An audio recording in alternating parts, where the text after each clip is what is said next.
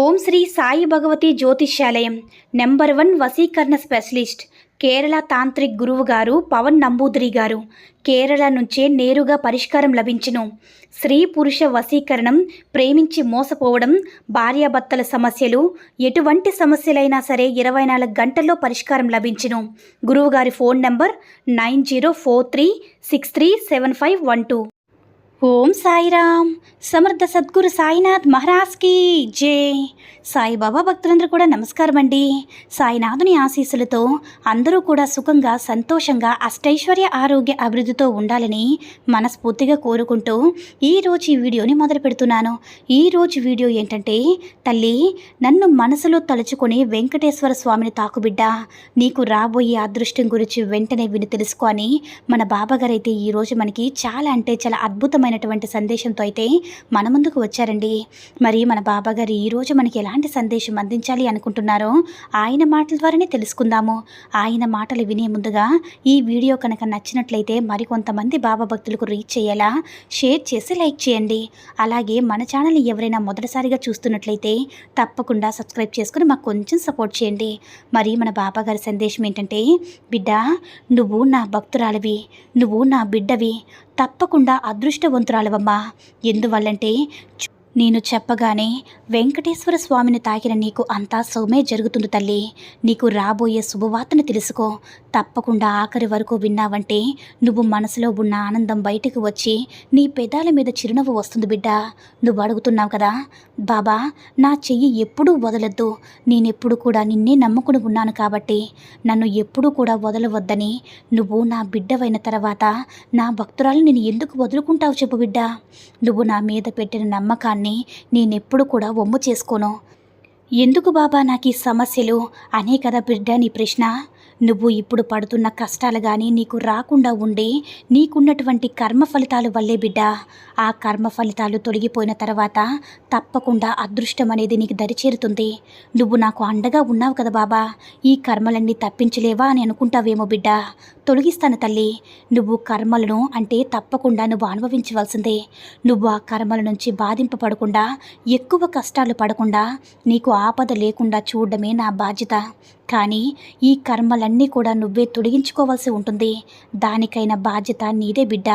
పూర్తిగా మంచితనం వల్లే, దాన ధర్మాల వల్లే, నీ నిజాయితీ ధర్మం వల్ల, ఇతరులకు చేసే సహాయం వల్లే, నీకు మంచి గుణం వల్లే, ఇతరులకు మంచి కోరే విధానం వల్లే నీ కర్మలనేవి త్వరగా తొలగిపోతాయి బిడ్డ.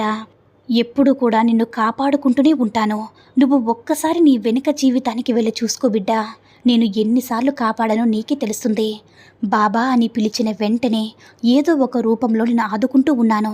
అది చిన్న సమస్య అయినా పెద్ద సమస్య అయినా, నువ్వుండే చిక్కుల నుంచైనా సరే, ఆపద నుంచైనా సరే, నువ్వు పడుతున్న వేదన నుంచైనా సరే కాపాడింది ఎవరు బిడ్డ? నీ సాయే కదా. నాకు ధన్యవాదాలని ఆ తర్వాత నువ్వు చెప్పుకున్నావు కూడా. అంతా నువ్వు గుర్తు తెచ్చుకో బిడ్డ. కాబట్టి ఇప్పుడు ఏదో జరగలేదని నా మీద అలిగితే నేనేం చేయను తల్లి. నీ కర్మలన్నీ కూడా నువ్వే తొలగించుకోవాల్సిందని చెప్తున్నాను కదా. కాబట్టి అవన్నీ తొలగిపోయిన తర్వాత నీకు రావాల్సిన అదృష్టం తప్పకుండా వస్తుంది. నీ జీవితంలో సంతోషం లేదని ఎప్పుడు కూడా బాధపడవద్దు. ప్రతి సమస్యకి కూడా పరిష్కారం ఎలా అయితే ఉంటుందో అలాగే నీ జీవితానికి కూడా ఆనందం తప్పకుండా ఉంటుంది బిడ్డ. మంచి రోజులు నీ జీవితం ఎక్కడున్నా సరే వెతుక్కుంటూ నేనే నీ దగ్గరికి వచ్చి చేరుతాయి. నీలో ఉన్న ప్రశ్న కొన్ని జవాబులకి నేనే ఇస్తాను తల్లి. ఓర్పుతో నీ ప్రశ్నకు సమాధానం దొరుకుతుంది. ప్రతిసారి కూడా నా జీవితం ఇంతేనా, నాకు ఇంతేనా, నా జీవితమంతా అయిపోయింది, నేను ఇలాగే ఉండిపోవాలా అని నీలో నువ్వే ఎంతగానో బాధపడుతూ ఉన్నావు కదా. నీ జీవితంలో నాకు ఏదీ రావడం లేదు అన్న గందరగోళంలో నువ్వు ఎంతో గుబులు పెట్టుకుంటూ ఉంటున్నావు తల్లి. అదంతా నీ భ్రమ మాత్రమే. ఎందుకంటే కష్టాలు వస్తాయి. కష్టాలు ఎప్పుడు కూడా కడవరకు ఉండిపోవు కదా బిడ్డ. మరుక్షణంలో నీకు ఆనందాలు ఇచ్చే విషయాలు కూడా జరుగుతూ ఉంటాయి. కాబట్టి ఎప్పుడు కూడా కష్టాలు వచ్చాయని కృంగిపోవద్దు. ఆనందం వచ్చిందని వెంటనే పొంగిపోవద్దు. నీకున్న చిక్కులు, సమస్యలు అన్నీ కూడా తీరిపోతాయి బిడ్డ. ఎలాంటి సమస్యకైనా సరే మనోధైర్యంతో పోరాడగలిగితే తప్పకుండా విజయం నిన్ను చేరుతుంది. నువ్వు నమ్మిన నీ దైవం అంటే మీ సాయిని నిన్ను పతనాన్ని కానిస్తానా చెప్పు. ఖచ్చితంగా నిన్ను కాపాడుకుంటానమ్మా. అలాగే నీ బాబాని ఎప్పుడు కూడా నేను ఉన్నాను కదా. నువ్వు నా బంగారు భక్తునివి, భక్తురాలివి. అలాంటిది నిన్ను ఎలా ఒంటరిగా వదులుకుంటాను చెప్పు తల్లి. సర్వాంతర్యామి అయిన నేను నా బిడ్డల్ని పదే పదే ప్రతి పాత్రలో ఉండి కాపాడుకుంటూ ఉంటాను. ఏదో ఒక రూపంలో దర్శన భాగ్యం ఇచ్చి కాపాడుకుంటూ ఉంటాను. చెడు మార్గంలో ఉన్నప్పుడు సన్మార్గంలో నడిపించే బాధ్యత నా మీదే కదా ఉంటుంది బిడ్డ. అయితే అన్నీ నన్ను చూసుకోమంటే నువ్వేం చేస్తావు బాబా అనుకుంటావేమో. దీనికి ఒక చిన్న విషయం చెప్పన తల్లి. ఒక కొత్త రూపంలో చెప్తే నీ మనసులోకి బాగా ఎక్కుతుంది, చెప్తాను విను. దీనివల్ల నువ్వు ఏం చేయాలో నీకే అర్థమవుతుంది. ఒక అంతఃపురంలో ఒక ఎలుక చాలా అట్టహాసం చేస్తూ ఉంది. గందరగోళాన్ని చూసి అందరికీ కూడా ఇబ్బంది కలిగిస్తూ ఉంది. రాజు ఆజ్ఞ పెట్టాడు, ఆ ఎలుకను పట్టిన వారిచ్చనికి మంచి బహుమతి ఇస్తాను అని. ఊళ్ళో వాళ్ళందరూ కూడా చక్కగా పిల్లిని పెంచుకొని ఆ ఎలుకను అంటే ఆ ఎలుక పైకి వదిలారు. కానీ ఒక్క పిల్లి కూడా ఆ ఎలుకను పట్టలేకపోయింది. ఎన్నో రాజ్యాల నుంచి పెద్ద పెద్ద పిల్లులు తెప్పించారు. కానీ ఒక్క పిల్లి కూడా ఎలుకను పట్టలేకపోయింది. ఎలుక చిక్కకుండా తప్పించుకుంటూ ఉంటుంది. నేను ఎలుక బారి నుంచి ఎలా బయటపడాలనుకొని ఆ యొక్క అంతఃపురంలో పనిచేసే ఒక భటుడు తన ఇంట్లో ఉన్న ఒక పిల్లిని తెచ్చి అంతఃపురంలోకి వదిలాడు. ఆ వదిలిన రాత్రికి రాత్ర ఎలుకను పట్టి అంటే ఆ ఎలుకను పిల్లును పట్టి చంపేస్తుందన్నమాట. అయితే ఎలా చేశావు, ఏం పెట్టి ఈ పిల్లికి పెంచావు అని ఆ యొక్క భటుణ్ణి రాజుగారు ఆశ్చర్యంగా అడిగాడు. నేనేం పెట్టలేదు రాజుగారు, నేనేం చేయలేదు కాబట్టి ఆకలితో ఉన్న ఆ పిల్లి ఎలుకను పట్టి చంపేసింది. మీరు దాన్ని పెంపుడికి కావాల్సినటువంటి ఆహారం పెట్టినప్పుడు దానికి కావలసిన ఆహారం అది ఎందుకు వెతుక్కుంటుంది చెప్పు. దానికి ఆకలి తీరకుండానే ఆహారం పెట్టేస్తున్నారు. అది దానికి ఆహారం వెతుక్కోవాల్సిన అవసరం లేదు కదా.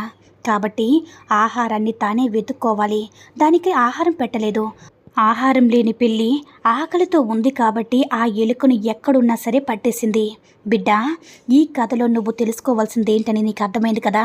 నువ్వు కూడా నీ జీవితంలో నీకు ఏది కావాలో అది సాధించాలని, అన్నీ కూడా నీ జీవితంలో నీకు కావాల్సింది సాయి ఇచ్చిస్తే నువ్వు నేర్చుకునేది ఎప్పుడు బిడ్డ, నువ్వు ఎప్పుడు సాధిస్తావు చెప్పు. కాబట్టి నీకు కావాల్సింది నువ్వే సాధించుకో. ఎలా మెలగాలి, ఏ దారిలో వెళ్ళాలని చెప్పడం మాత్రమే నా బాధ్యత. ఆపదలో పడకుండా రక్షించడం మాత్రమే నా బాధ్యత బిడ్డ. నువ్వు సరైన మార్గంలో వెళ్ళేటట్టు సన్మార్గంలో నడిపించడమే నా బాధ్యత. కాబట్టి నీ అవసరాలేంటో నువ్వే తెలుసుకోవాలి. నీకు కావాల్సింది నువ్వే సంపాదించుకోవాల్సి ఉంటుంది బిడ్డ. అది డబ్బైనా, నగలైనా, మంచితనమైనా, పేరు ప్రతిష్టలైనా ఏదైనా సరే. డబ్బు నగలకి ఏం చేయాలనేది నువ్వే ప్రయత్నించు బిడ్డ. పేరు ప్రతిష్టలు రావడానికి ఏం చేయాలని నువ్వే ప్రయత్నించాలి. నీకు అర్థమైంది కదా బిడ్డ. నువ్వు నీ జీవితంలో ఎలా ఎదగాలని నీకు అర్థమవుతుంది కదా. నీకు రాబోయే అదృష్టం వచ్చేస్తుంది బిడ్డ. కాబట్టి ఆలోచన చేయకుండా ప్రశాంతంగా ఉండు. అంతా నీకు అనుకూలంగా జరుగుతుంది. ప్రశాంతంగా నిద్రపో. ఎందువల్లంటే నీ అదృష్టం నీ చేతుల్లోనే ఉంది కాబట్టి, నీకు శుభవార్త నీకు దగ్గరలోనే ఉంది కాబట్టి ఎలాంటి విషయాలకి కూడా భయపడకుండా నాకంతా మేలే జరుగుతుంది, అంతా మంచే జరుగుతుంది, నేను కోరుకున్నట్లుగానే నాకంతా కూడా వస్తుందని ప్రశాంతంగా నమ్మకంతో ఉండు. ఆ నమ్మకమే నిన్ను గెలిపిస్తుంది. నమ్మకం అనేది ఎప్పుడు కూడా వృధా కానివ్వద్దు బిడ్డ అని మన బాబాగారైతే వెంకటేశ్వర స్వామిని ఎవరైతే తాకారో వారందరికీ కూడా అద్భుతమైనటువంటి సందేశాన్ని అయితే అందించారండి. సాయి మహిమల ద్వారా వచ్చిన ఈ సందేశం మీ అందరికీ కూడా నచ్చిందని అనుకుంటున్నాను. ఈ వీడియో కనుక నచ్చినట్లయితే మరికొంతమంది బాబా భక్తులకు రీచ్ అయ్యేలా షేర్ చేసి లైక్ చేయండి. అలాగే మన ఛానల్ని ఎవరైనా మొదటిసారిగా చూస్తున్నట్లయితే తప్పకుండా సబ్స్క్రైబ్ చేసుకుని మాకు కొంచెం సపోర్ట్ చేయండి. సర్వే జన సుఖినో భవంతు. జై సాయిరామ్.